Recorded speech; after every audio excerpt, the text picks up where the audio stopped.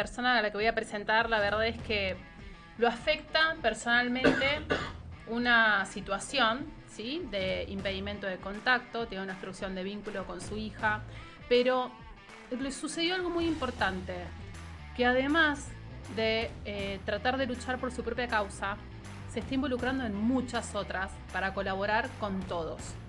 Es muy importante la acción que está haciendo como ciudadano y la verdad es que sentía que era importante que hoy estuviese con nosotros porque estamos hablando justamente de lo que es familia y él está buscando unir nuevamente a su familia con su hija. Así que le damos la bienvenida a Daniel Caína. Muchas gracias, Daniel, por estar acá hoy con nosotros.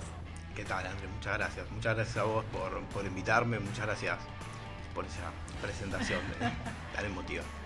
Dane, contanos, ¿cuál es tu situación? ¿Hace cuánto que no ves a tu hija? ¿Qué te pasó? Mira, actualmente hay como una perspectiva, ¿no? Unas dos caras entre lo que la justicia determina que vos no la podés ver a tus hijos y lo que realmente los ves en el intermedio, ¿no? De eso. Lo que la justicia me restringió a mí a verla, a Amy, fue en junio del 2021.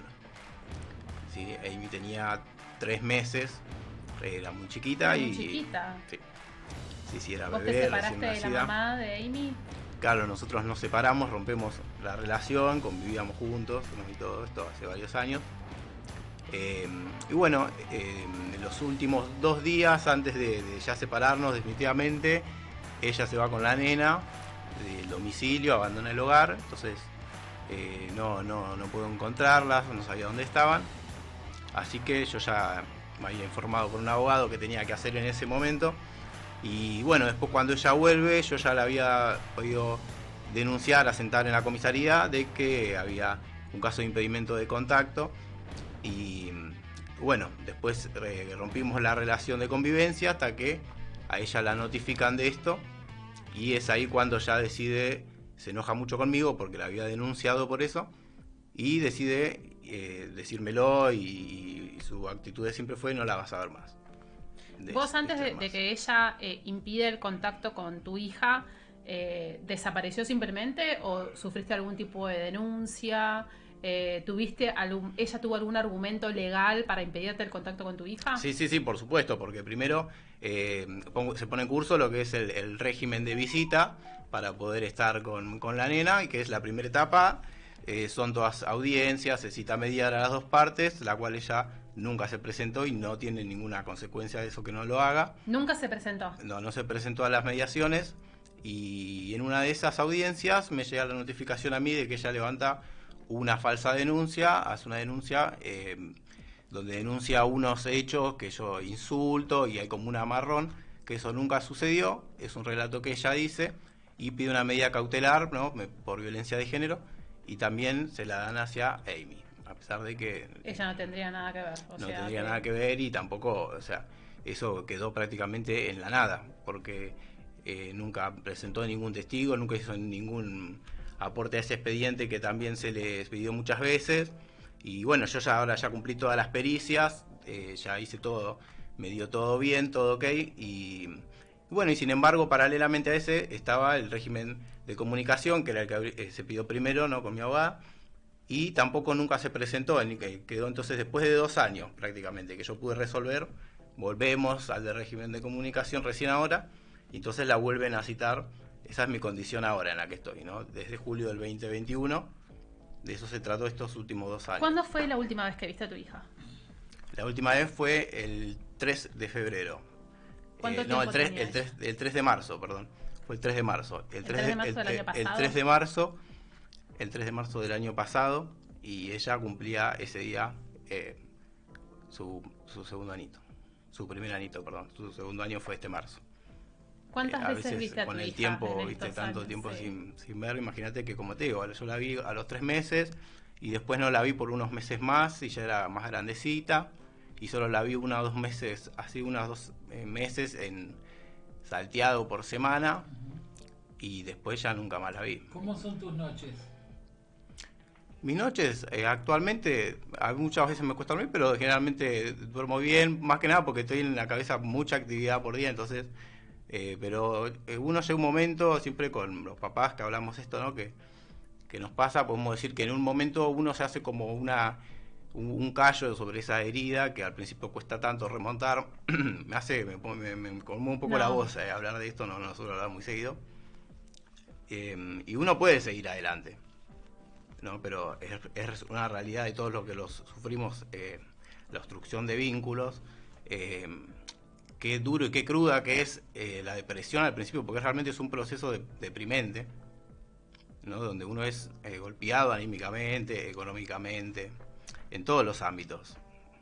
Claro, el tema económico también tiene mucho que ver porque vos tenés que contratar no solamente abogados, sino también el tema de las pericias, te genera un gasto de que bueno, uno hubiese querido, preferido entregar todo ese dinero a su hija para su bienestar, pero de repente tenés que gastarlo en abogados, en ir y venir al juzgado. ¿Cuántas veces viste a tu hija desde que nació? O sea, desde que se separaron en realidad.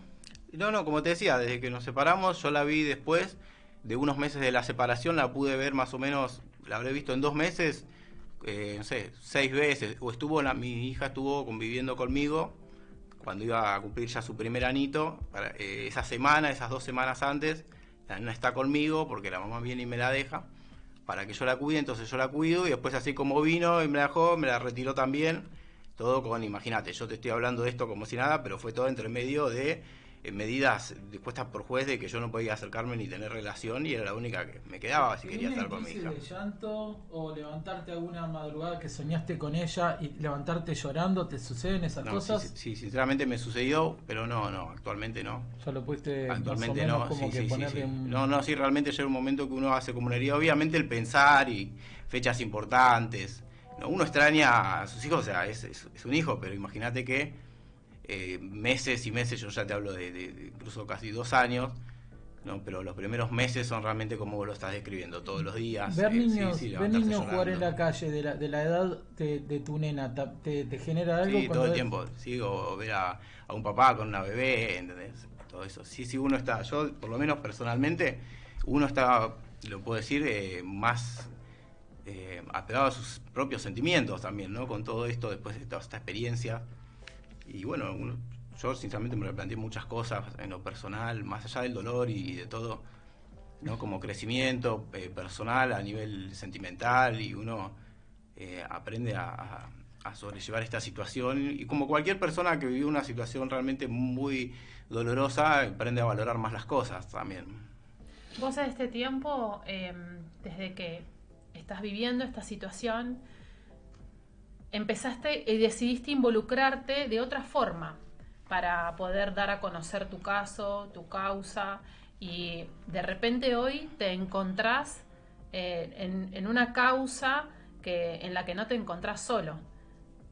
Desde el momento en que vos decidiste empezar a contar esta historia, empezar a involucrarte con otros padres, ¿cuántas personas conociste? ¿Cómo decidiste involucrarte? ¿Por qué? ¿Qué pensás con respecto a qué tienen que hacer los padres cuando se involucran? Bueno, te respondo de atrás para adelante. Sí. Primero lo que pienso que lo que tienen que hacer es primero hacer un proceso personal, como lo dije, que puede llevar meses.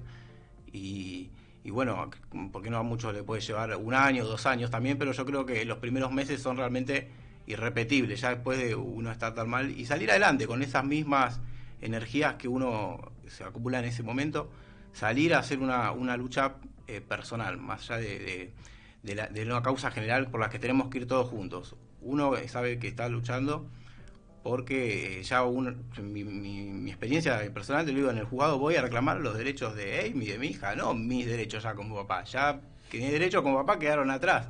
Ya ahora es entonces es eso, es luchar sabiendo que uno está luchando por los hijos. Y como te digo, y hacer una causa personal para mí es eso, salir y bueno, y más allá de que todos podamos estar juntos, uno siempre tiene que estar dispuesto, ¿entendés? A estar para estas cosas, ¿no? Hablamos de estar presentes cuando nos convocamos en los juzgados, en la calle, en las redes sociales, en donde sea, ¿no? Cuando nos convocamos decís porque desde que te involucraste cada vez conoces más personas y ¿entendías o podías entender que habían tantas personas pasando lo mismo que vos?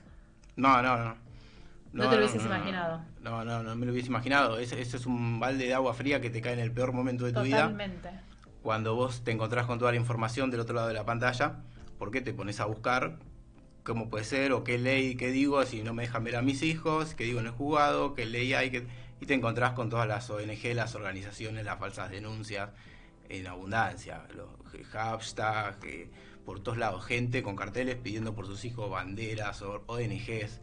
Hablo de gente en todo el país, en todo el mundo, y vos decís, ¿qué es esto? ¿Entendés? Eso pasa. Es increíble porque yo no sufrí esto del impedimento de contacto, pero sí el tema de las falsas denuncias, cómo afecta a los menores, porque tengo a mi hijo y a él lo afectó. De hecho, el 8 de marzo conté la vez pasada de que hizo el cartelito conmigo, mi remerita que dice basta de falsa denuncia, y una pancarta en el medio de la calle. Me dibujó a mí el 8 de marzo, el Día de la Mujer. Entonces digo, nunca entendí cuánto a él le podría haber afectado todo lo que pasamos con su papá. Cuando me adentro en esto y empiezo a conocer historias como las de Dane, es increíble la cantidad de organizaciones y de padres también que están por fuera de las organizaciones, porque en realidad vos no pertenecés directamente a ninguna organización, sino que sos un padre que colabora con muchas.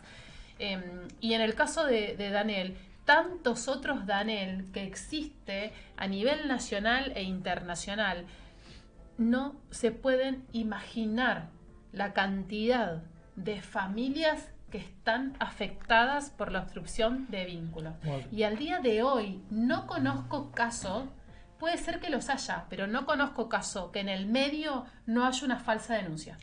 ¿Cómo te han tratado en el juzgado? ¿Te han tratado como un verdugo en alguno de los juzgados? ¿Te han tratado como un demonio? Porque supe un caso que fue al revés. Este muchacho tenía 2 hijos, 2 bebés. Lo abandonan con los 2 bebés, la mujer lo abandona, se va, decide irse y lo deja con 2 bebés. Entonces bueno, le pide ayuda a su madre, le pide ayuda a su familia lo apoya, pero este muchacho va a pedir la tenencia. Tenencia, ahora cambió el nombre, pedir, el cuidado, sí. El cuidado, pedí el cuidado, esto hace muchos años de la historia, siempre me acordé de la anécdota. Entonces cuando va, aparece él, aparece la mamá y a él lo tratan como un violador, lo trataron. Pero resulta cuando descubren que en verdad la quiso abandonar el hogar fue ella, que ya se fue a vivir la vida porque dijo que quería vivir la vida y lo deja con los 2 bebés, ahí ya cambiaron la forma de tratarlo, pero al principio era más o menos un violador, cuando él era la víctima y los niños eran la víctima también. ¿Te hicieron sentir así en algún momento o te tratan con respeto? Sí, todo el proceso te hacen sentir así. Vos sos lo que se te denuncie. En mi caso, un violento, porque se me denunció por violencia de género. Ese fue todo el trato, hasta que, ahora yo ya, imagínate, en esta instancia, yo ya en el juzgado me conocen, ya me cansé de ir tantas veces a reclamarle que se trataba de una denuncia falsa, de un impedimento de contacto, hasta que ellos pueden ver ya después de tanto tiempo.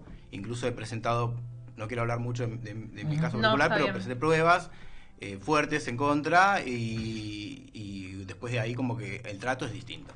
Pero sí que es verdad que te tratan así. Incluso yo también tuve que enfrentar una audiencia con la justicia penal, porque esto me derivó también en instancia penal, y es ahí donde todavía más te sientan en el banquillo de no sos el acusado, sos el culpable directamente, no tenés ni voz ni voto, no hablas. Porque se perdió el principio de inocencia, ahora vos tenés que demostrar que sos inocente, no la justicia demostrar que sos culpable, o sea, cambió radicalmente esto. Perdóname, te interrumpo. No, quería decir porque me había quedado con lo que dijiste al principio, de que muchas veces el abogado te ofrece firmar algo y uno acepta y que entiendo que está mal. Pero yo lo tuve que hacer, por ejemplo. A mí me pasó y tuve que firmar lo que se conoce una probation. ¿Por qué? Porque, ¿por esta denuncia que ella te hizo? ¿Qué pasa? Cuando yo te dije que Amy estuvo conmigo 2 semanas, yo tenía restricciones, pero yo la estuve cuidando. Y después cuando la mamá me la vine a retirar, ya me había hecho una denuncia de que rompí la perimetral. Entonces también hay mucha trampa en lo legal. Sí. Y al hacerme eso, la denuncia se me fue a penal por desobediencia, por el delito de desobediencia, me procesaron penalmente. Y es ahí cuando yo llegué a esta encrucijada, donde si quería realmente seguir luchando para ver a mi hija y pedir el vínculo, lo que pedía, o meterme en un juicio penal y pagarle a un abogado penalista que ni siquiera podía, o sea, imagínate pagar, no puedes, te están atacando por todos los frentes. Y el abogado me decía, acá tenemos que cerrar algo si vos querés, ¿entendés? Pero todo junto obviamente no iba a poder afrontar, entonces tuve que firmar esa probation para yo poder diciendo, bueno, listo, esto lo solucionó así. ahora sigo pidiendo lo que yo quiero pedir, que es tener un vínculo con mi hija. Ahora, si yo me metía a hacer un juicio oral y eso todavía estoy en la causa penal, ¿entendés? Bueno, y tampoco me hubiesen resolvido el régimen que yo pido para ver a mi hija, que ya por lo menos tanto avanzó. O sea, no te entra en la cabeza, No, ¿verdad? no, la verdad que no. Y no, supera te la pones a razón. pensar que no es la única historia, porque esta historia se repite, se repite, se repite, se repite.